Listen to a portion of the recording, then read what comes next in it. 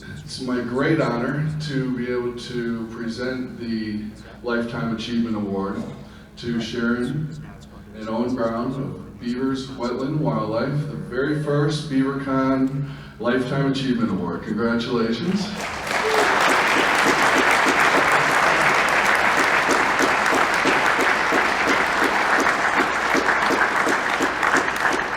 Thanks.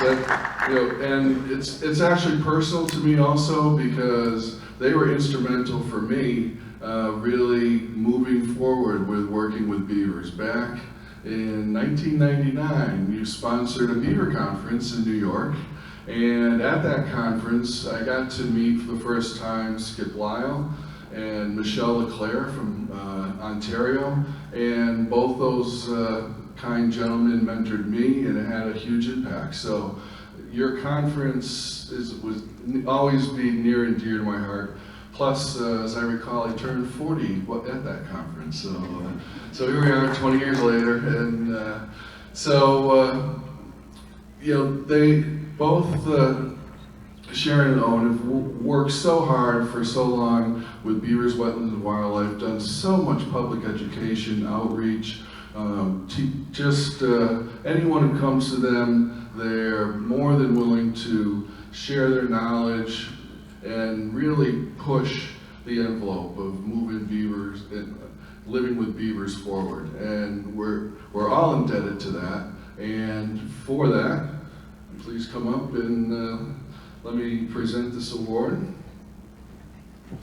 This plaque was made by a local artist, beautiful.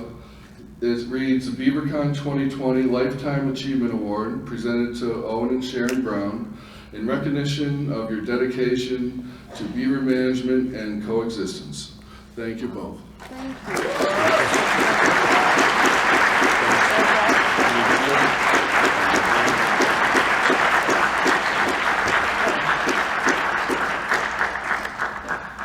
Oh, thank you. I'm not sure if we deserve it, but we'll take it. And it's wonderful to see so many beaver people here. Haven't Mike and Scott done a great job?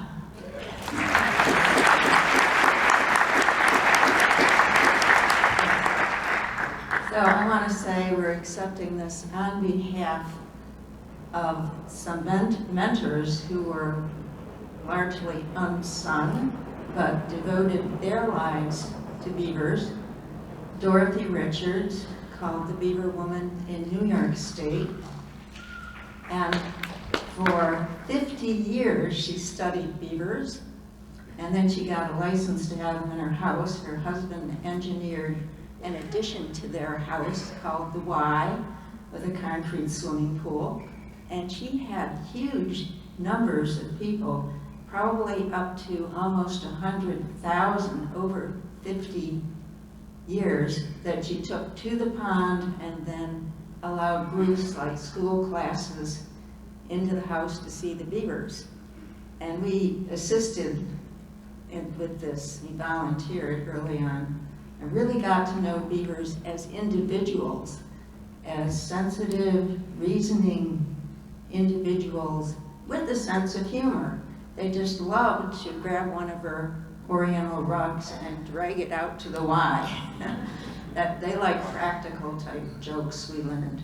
Or one would climb up on a rattan chair that she has, very rickety, and climb up on the arm of the chair and sit there until one of us ran forward to grab it before it fell over. And then the beaver would shake, which is beaver form of humor.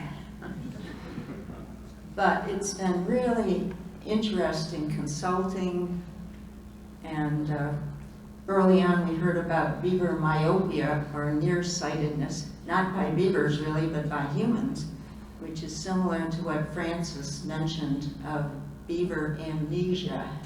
You know, beavers tend to be ignored quite often. So we worked a lot on that, and we created some videos, raised for beaver kits. Then created a coexisting video, which we want to show you a bit of.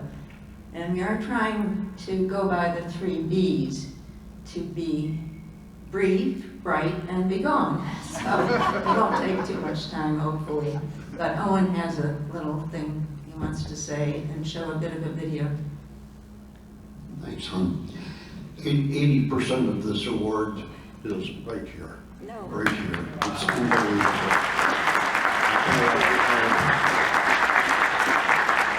I'm the president of Beavers, Wetlands, and Wildlife because I have a PhD. It's in material science, engineering. But so when I was working as a professor, Sharon was working for Beavers, and it started 46 years ago. We were going to graduate school because we didn't like the professions that we were in. We wanted to get, further or whatever. I didn't like working 8 to 5. I thought professorship sounds a lot better, 2 hours a day. But anyway, in the late 60s, early 70s, we were in graduate school, and we belonged to Defenders of Wildlife, and they haven't had a magazine. I don't know lately whether they still do, but we read in the back that there was a director of Defenders of Wildlife, and she had beavers in her house. We said, holy mackerel, beavers in the house? And we knew a little bit about beavers, but not a heck of a lot. So we moved to the Mohawk Valley in New York. It's sort of a historical place where General Herkimer lived, etc. And we both became professors at local small colleges, 2-year colleges, which is nice because then you get promoted for your teaching ability and not for how many papers you can publish. I'm sure Grace appreciates that. By the way, Grace is 10 years older than we are, so I hope I do as well 10 years from now. We're in our 79th year. So anyway, we moved to that area, and a friend of ours called up and said, well, that beaver woman lives near you. And sure enough, Sharon was home and read the local papers, and there was going to be a talk by the beaver woman. So we went to the talk, and what she did was she gave a slideshow or whatever it was. It was back in the day before video and all that stuff that was accessible. So she gave the talk, and then she'd say, are there any questions? And of course there'd be a lot of questions. And so she said, we told her about our experience, how we discovered her and stuff like that. And she said, would you like to see my beavers? And I said, yeah. So she jumped in her Jeep and said, follow me. So we went over to her house, and it was unbelievable. There were 12 beavers in the house. The mother and the father, the 5 yearlings, and 5 kids. So they must have liked living in her house. They had their family, and they built a lodge at it was like a sunroom, and her husband built a pool that they called the Y for YMCA or whatever, YBCA. Anyway, and these beavers would come in the door into the living room, soaking wet, of course. And she had cherry boards, floorboards, and it was just spectacular. She had Persian rugs, and they would grab the Persian rugs and try to get out the door, into the pond, because that would make nice material, bedding maybe. It was super. But one instance that just killed me. This beaver, we're sitting in front of the wood stove. So I say the wood stove's here. And we're sitting facing the wood stove. There's a chair, a table, and she's over here. Dorothy Richards is over here, sitting in her rocker. And she said, would you like to feed the beavers raisins? And I said, raisins? She She says, yeah, there's a little dish of them right next to you. Well, this beaver, Eager, was the male. So you must have heard the word raisins, because they like raisins. And he's sitting in front of me on his haunches, like this, okay? Straight up and down. And I took the raisins and I thought, God, I shouldn't be using my right hand because I'm right-handed. I should have put them in my left hand, but I didn't. Not that smart. So I held it out, and it was too low. So the beaver takes my hand and lifts it to its mouth and got all the raisins out of my hand. And these crevices had raisins in them. And he took them out with his lips. With his lips, not his teeth. It was phenomenal. I said, that's it.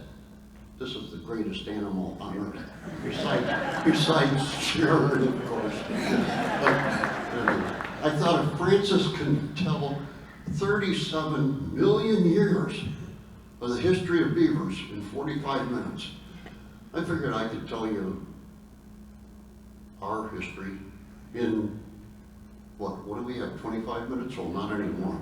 But anyway, what we do is we're an educational group, mainly.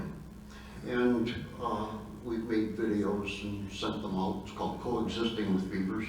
And we do the natural history of beavers. And then we give a little section on Dorothy Richards. And then we have another section, the third section, is how to build a beaver deceiver. I love the idea of Skip going to squares or whatever, not round cages. But, so that's what we do. And we've been doing it for a long time. Dorothy Richards died in 1985. And that was the beginning of Beavers, Wetlands, and Wildlife. She had a 1,200-acre beaver sanctuary. And we go and help her and do all sorts of things. We got so involved that we sold our home in Poland, which was about 45 miles away, and bought land near ours, near her. She had 1,200 acres. We only had 200 acres in a nice old farmhouse, an 1860 farmhouse. And then it turns out it was unbelievable. We went over the hill, the place that we took Mike and Skip in 1999. They came to visit us. But we went over the hill before it was a beaver pond. And there was a little 1 meter, I'll say that for the Canadians, we're the only country in the world that's on this stupid foot system. But my foot is actually a foot. I'm simple and happy. Anyway, back to what I was saying. We took them over the hill. We went over this hill when we're looking at the property, and it's all vacant, and there's a meter stream flowing through. And that's it. That sold us on the place. So we bought it anyway. We had 200 acres. Eventually we bought the 100 acres across the street. It was a dirt road. So now we own 300 acres. And it's a beaver sanctuary. To the south, we have a 60-acre pond. When Skip and Mike were there, it was a 15-acre pond. We have a little place, glass windows around, and over the pond. What? Lookout. What? Lookout. Thank you. Yeah, it's called the Lookout. And it was only a 15-acre pond, which is sort of average in New York State. Well, our beavers decided it was just a little stream, 1 meter, 3 foot wide. You could jump over it. Turned into a beautiful 15-acre wetland. And then, a few years ago, the male beaver said, I want something bigger. So we went downstream, and there's in Colorado it'd be called a river, but it was a pretty beautiful stream, 3 streams in our property, and the 300 acres. And he built a 300-foot dam. Now we have a 60-acre lake on our property, which we canoe in.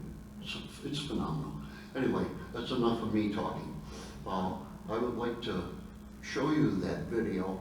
When someone asks us to give a program, we take our coexisting tape.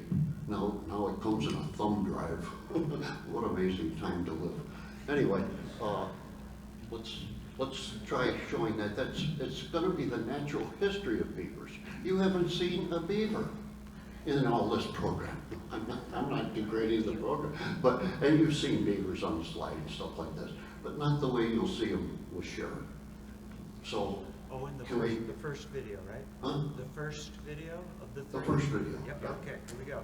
Yeah, we're not going to kill them with 3 videos. Thank you, Mike. By the way, Mike, you've lived a lifetime in your 20 years. And this guy, well, I wish he was my son. Oh, no, you got a bow. Beavers build important habitat.